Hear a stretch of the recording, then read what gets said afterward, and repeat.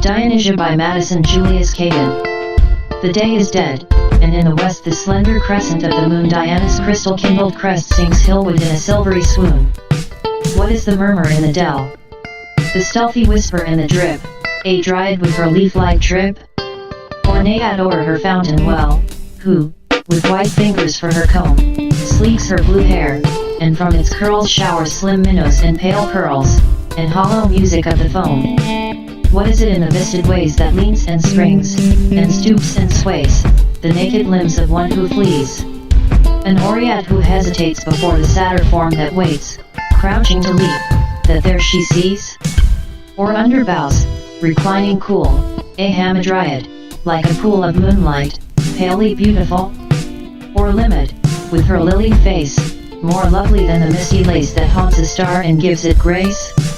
Or is it some Lemoniad, in wildwood flowers dimly clad?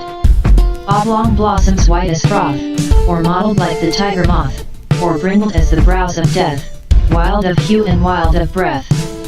Here ethereal flame and milk blent with velvet and with silk, here an iridescent glow mixed with satin and with snow, pansy, poppy, and the pale serpolet and galingale, mandrake and anemone, honey reservoirs o' the bee, cistus and the cyclamen sheep like blushing hibiscus, and the other white as is bubbled milk of Venus when Cupid's baby mouth is pressed, rosy, to her rosy breast.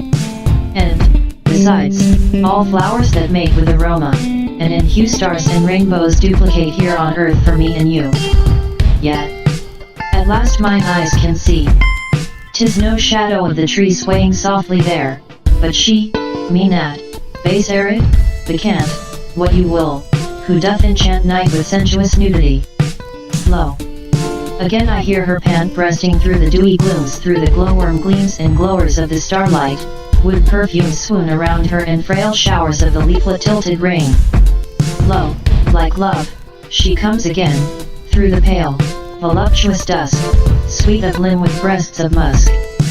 With her lips, like blossoms, breathing honeyed pungence of her kiss, and her auburn tresses wreathing like umbrageous helichrys, there she stands, like fire and snow, in the moon's ambrosial glow, both her shapely loins low-looped with the balmy blossoms, drooped, of the deep amaracus. Spiritual yet sensual, lo, she ever greets me thus in my vision, white and tall, her delicious body their raiment with amorous air to my mind expresses all the allurements of the world. And once more I seem to feel on my soul, like frenzy, hurled all the passionate past I reel, Greek again in ancient Greece, in the Pyrrhic revelries, in the mad and Maenad dance onward dragged with violence, Pan and old Silenus and Faunus in a bacchant band round me. While my wine-stained hand o'er tumultuous hair is lifted, while the flushed and phallic orgies whirl around me, and the marges of the wood are torn and ripped with lascivious laugh and shout. And barbarian there again shameless with the shameless rout, Bacchus lusting in each vein with her pagan lips on mine, like a god made drunk with wine, on I reel, and, in the revels, her loose hair, the dance dishevels, blows, and toward my vision swims all the splendor of her limbs. So it seems. Yet woods are lonely.